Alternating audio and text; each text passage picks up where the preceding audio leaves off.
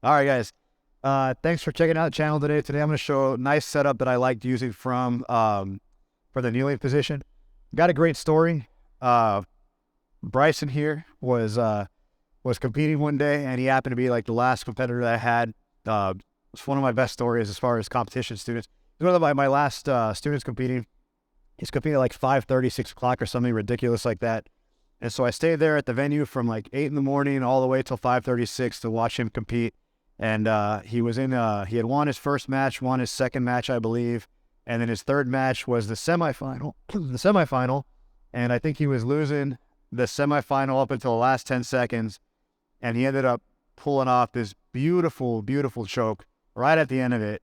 I was super excited. I said, dude, how'd you learn that? He says, Professor, you do that to me all the time. And I said, yeah, as a matter of fact, I do that to you all the time. This is one of my favorite chokes. I've been doing it since I was a white belt. And we're going to start off with just a setup here. I'm going to start off with how I like to set it up lately. My partner's going to be in a kneeling position here. And so, I'm working my hand fighting. And the thing that I'm looking for here is a very resisting opponent, okay? So I'm looking for my partner to be pretty resistant to all of my attacks. So maybe I'm trying to work arm drags. It's not working, right? I'm trying to go collar tie. It's not working. And his shoulders keep flying back, okay? So anytime the shoulders, just like in close guard, anytime the shoulders start to go behind the hips, you have your opportunities to start attacking in that direction, okay? So most people don't see that because people are just trying to get their underhooks and get underneath, but it's not really working, right?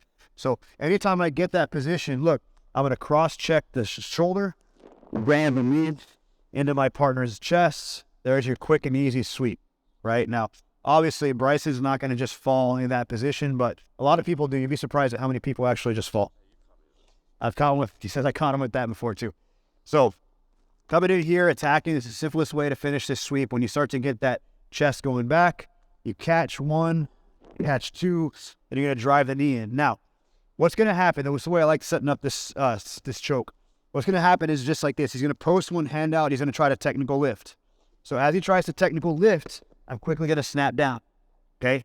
Now, what I'm doing here is I'm going just a quick chin strap position on his chin. So one, the next thing I'm going to do is I'm going to line up my knuckles on his body here, and then I want to close everything off. So whatever fat that I've got right here in my belly, I want to put the back of his head right in that fat, all right? Now, from here, elbows in, stay tight, and my goal here is to drive his thumbs into his trachea, into my belly, okay? So I'm just drinking from the cup here, and then bringing my belly into his stomach. So from the setup here, we're working. I see the shoulder. If his shoulders are still forward, I'm not even going to try it. I'm still going to try to do something like this, right? The shoulders come back. I drive.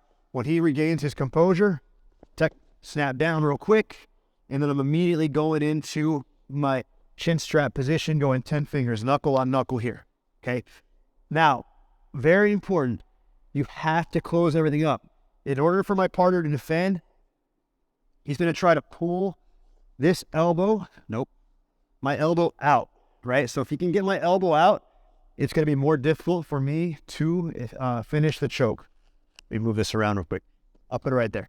So now, once I get here, look, elbows in, I close off the space, and now I'm going to start driving my chest into him. Now, this is very important, okay?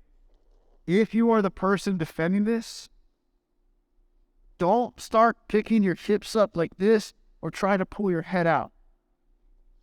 What ends up happening is your neck starts going hyperflex too. It's going to flex way too much, and you're going to mess up the ligaments in your neck here. So if you have a partner, by the way, who's trying to do something like this, jumping up and down, trying to pull the head out, ease up on the choke a little bit, correct them, whatever. It's not worth hurting somebody's neck. But when you're in this position here, you want to focus on trying to open up the elbow and try to get over the side, all right? You're going to open up some other chokes there, but the idea is that you got to defend that 10-finger guillotine immediately. So I hope you guys enjoyed. If you liked it, comment, leave me a reply below. Let me know if this works out for you. Be sure to like and subscribe to the channel also.